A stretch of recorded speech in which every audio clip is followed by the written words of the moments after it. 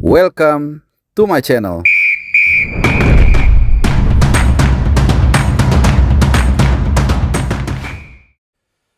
Ya, halo teman-teman semua.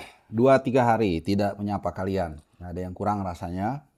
Selepas pengenalan pelatih baru Persija Sintayong di Jakarta International Stadium, sebenarnya 1 hari kemudian ada pertandingan lanjutan dari FIFA Matchday antara Indonesia dan juga Mozambik. Ya, itu pertandingan kedua kita setelah sebelumnya kita mengalahkan Oman 3-0 dan kemudian lawan Mozambik yang berperingkat 100 dunia, kita juga berhasil menang dengan skor 1-0. Dan ini juga kebetulan bertepatan dengan hari pertama Piala Dunia, jadi secara resmi sebenarnya hari ini dimulai.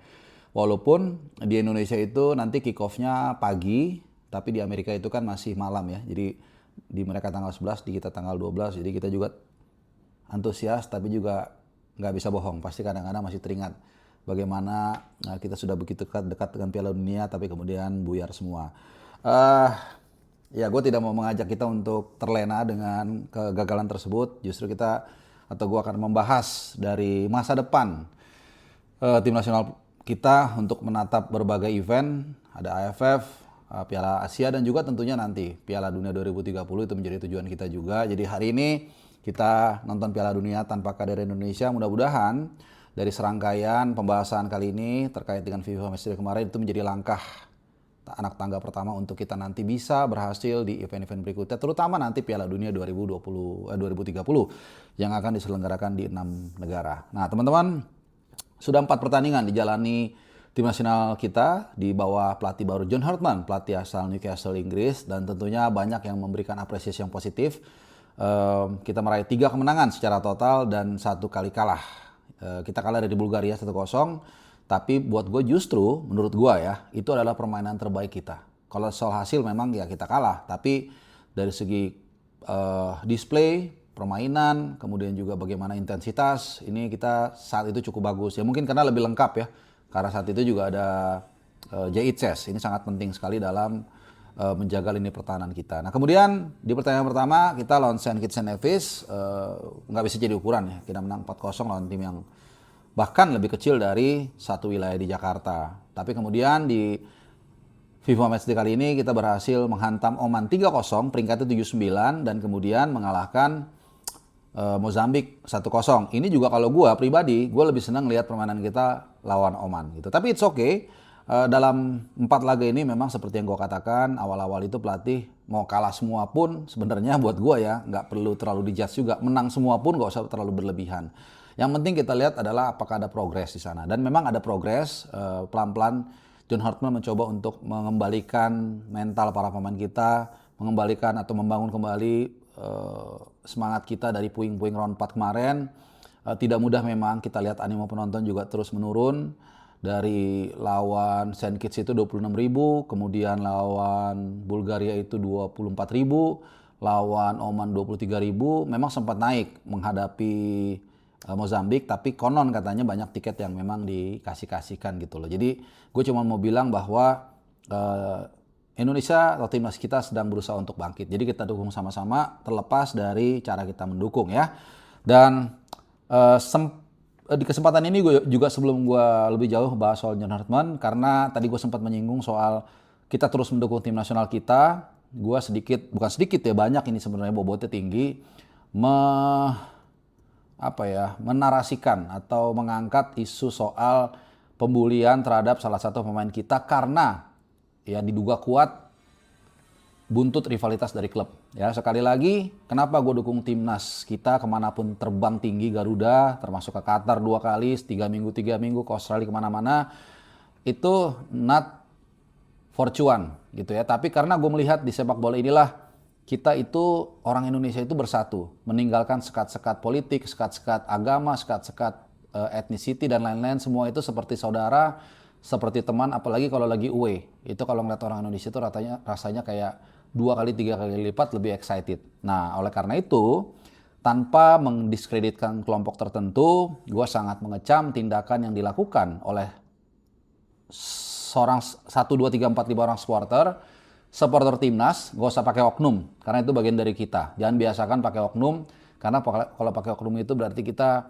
nggak mau menyelesaikan masalah. Itu kita harus akui bagian dari kita yang harus dieliminasi. Jadi ada 2 kali kejadiannya, yaitu ketika di hotel di Langham, itu Beckham dikatain ya nggak pantas lah, gue aja nggak mau untuk mengungkapkannya.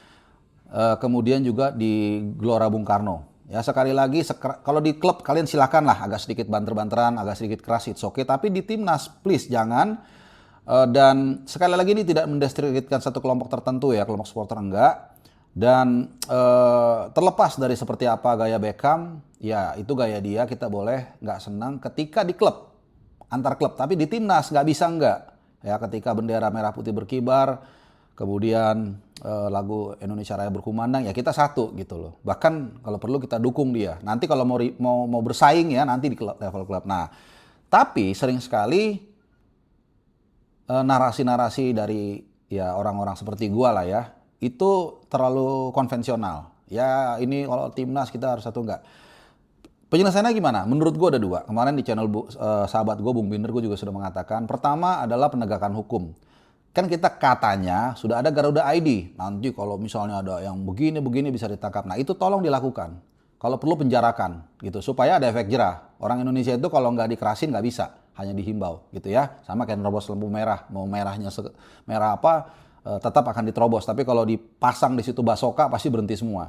Nah yang kedua, yang bisa melakukan atau mengeliminasi itu dari sisi sosial adalah dari kelompok itu sendiri gitu. Karena ini sedikit curhat ya, dulu mendiang ayah saya cerita, kalau kita punya anak berantem dengan anak orang lain, tetangga, yang harus kita marahin duluan itu anak kita, terlepas dari salah atau benar. Karena kalau orang itu marahin anak kita, pasti kita akan defense.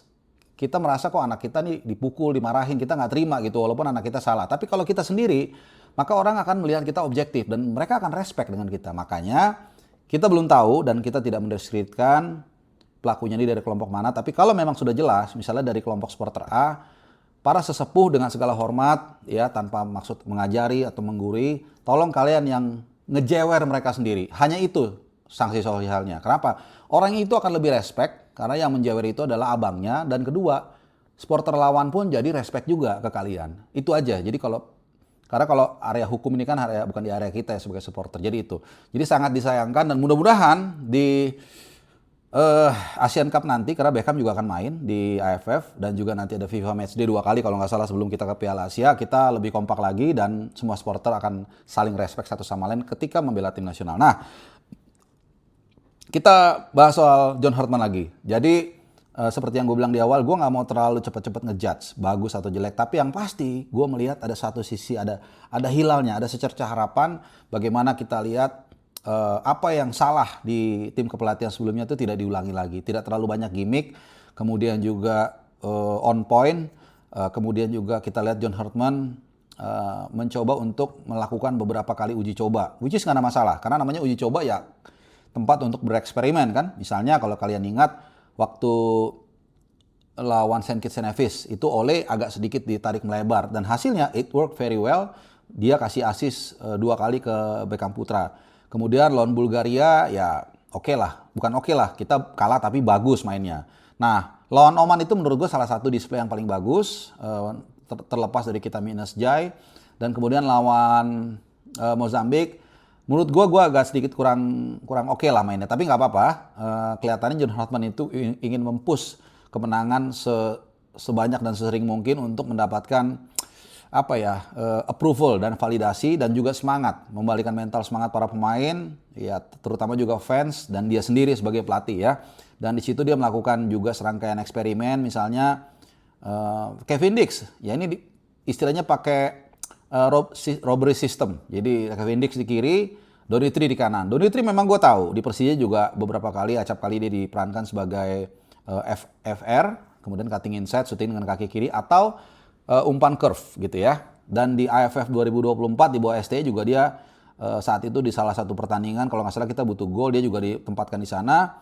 Kevin Dix di kiri, jadi masih masuk ke dalam, cutting inside, shooting ke kanan, shooting dengan kaki kanan. Tapi memang eksperimen tersebut kurang berjalan dengan baik, which is nggak ada masalah gitu ya. Itu sekali lagi nih gurunya uji coba. Kemudian poin yang lain adalah Matthew Baker.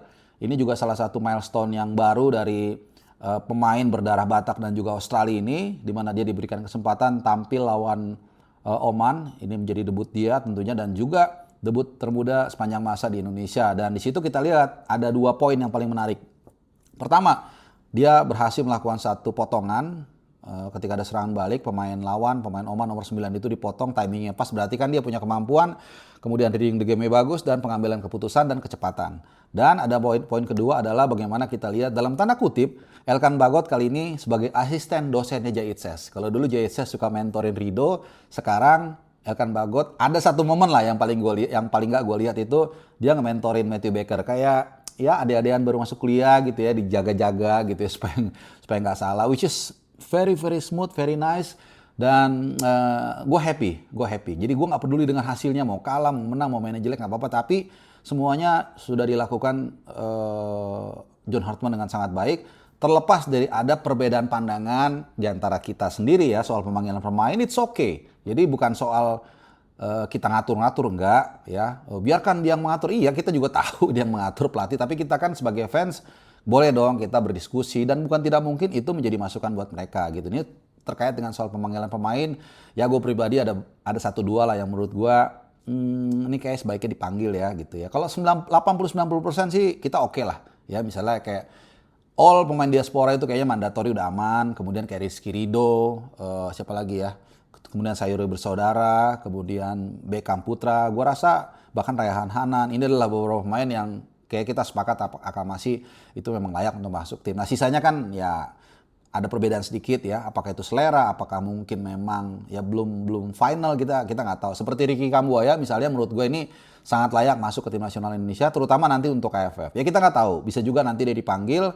Dan siapa lagi, mungkin Ezra Walian. Tapi again ini terserah pelatih, tapi itu adalah beberapa pemikiran yang menurut gue juga bisa menjadi pertimbangan. Dan last but not least, ini juga udah sering gue gaungkan, sekali lagi for the sake of national team, bukan apa-apa ya, soal main away dan cari lawan yang jauh lebih berat. Ya kenapa ini penting? Karena sudah hampir 7 tahun kita tidak main away di FIFA Matchday. Ya di FIFA Matchday ya, bukan di kualifikasi Piala Dunia kan kita pernah main away di Midin gitu ya. Waktu round 2 kita menang 3-0 saat itu, dan kemudian turnamen-turnamen seperti Piala Asia, round 4 dan lain-lainnya kita away. Tapi FIFA Matchday ini ketika latihan itu belum ada yang seberat sesuai dengan simulasi yang nanti akan kita hadapi gitu.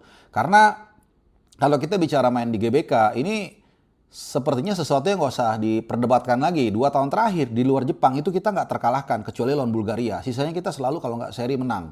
Ya lawan Australia kita main 0-0 di kualifikasi round 3 Piala Dunia kemarin, kualifikasi Piala Dunia, kemudian lawan Bahrain dan China kita menang. Siapa lagi, lawan Saint Kitts, lawan Oman, lawan Mozambik kita selalu menang, lawan Filipina kita menang 2-0, lawan Vietnam kita menang 1-0 di round 2. Jadi kalau udah di GBK ini kekuatannya udah luar biasa, tapi simulasi kita away ini perlu teman-teman, dan lawan yang intens menekan pertahanan kita. 4 laga terakhir di bawah John Hartman ini relatif tidak terlalu teruji lah. Mungkin Oman yang agak lumayan ada tekanan, itu pun nggak terlalu ya, lebih kepada save-nya Emil yang bagus ya. Gue bukan tanpa mendeskripsikan pemain belakang kita, tapi ya kita perlu ujian yang lebih berat. Kalau perlu nanti akhir tahun itu kan November ada FIFA Matchday. Nah itu nggak ada salahnya tuh kita FIFA Matchday-nya itu kita away dan lawan tim mungkin Timur Tengah. Kalau usul gue sih mungkin Jordania. Kenapa? Mereka tim bagus, lolos ke Piala Dunia. Kemudian direktur teknik kita Alexander Zvirs juga mantan dirtek Jordania. Jadi mungkin secara teknik gampang ya, tinggal telepon udah kenal, diatur segala macam, dan mainnya di Aman di Yordania by the way. Ini kota pertama di Timur Tengah yang gue datengin selama hidup gue ya. Jadi ini salah satu mungkin ya masukan supaya kita nanti lebih siap saat tampil di Piala Asia terutama nanti ya. Karena kalau Piala AFF ya udah tinggal nunggu main aja kan habis Piala Dunia. Karena di Piala AFF nanti di Piala Asia nanti kita akan segrup dengan Qatar. Jadi kita perlu lawan yang mirip profilnya kayak mereka dan mainnya di Timur Tengah juga gitu, biar kerasa nih bagaimana tekanan fans tuan rumah. Dan biasanya tuan rumah walaupun FIFA Matchday akan main lebih menekan. Nah ini kita perlukan gitu loh. Dan kita segrup dengan Jepang. Kalau Jepangnya sudah lah ya teman-teman ya. To be honest, kalau gue sih udah nggak dibantai udah senang. Kemudian satu lagi kita lawan Thailand. Lawan Thailand ya dengan segala kerendahan hati gue rasa kita udah sering ketemu lah. Apalagi nanti di AFF walaupun nih levelnya AFF nanti kita akan ketemu Vietnam ya home di Pakansari. Jadi kita udah kenal lah kalau itu udah oke gitu. Itu aja teman-teman ya. Jadi evaluasi dari tim nasional kita di dua FIFA Matchday, di FIFA Series dan juga di FIFA Matchday terakhir sangat positif, on the track, tapi tantangannya kita juga harus tetap pantau. Masih ada improvement yang bisa atau ya ruang untuk improvement yang masih bisa dilakukan oleh John Hartman dan kita kawal terus. Semoga tidak diganggu dengan ya begitu-begitulah ya. Dan kita semua senang dan mudah-mudahan nanti semakin ramai. Ya kalau kita nanti memang nanti ada main lagi, terutama AFF kan kita memang pasti main home 2 kali ya, menghadapi Vietnam dan kalau nggak salah Kamboja. Oke teman-teman semua, agak sedikit lama video gua dan hari ini tepat hari pertama Piala Dunia 2026, tidak terasa ya, kita nunggu 4 tahun sekarang udah mulai lagi, nanti tiba-tiba 2030 lagi, mudah-mudahan kita semua sehat, mudah-mudahan tim nasional kita juga lolos. Selamat menikmati Piala Dunia dan semoga tim nasional Indonesia terus berjaya. Adios. Thank you guys.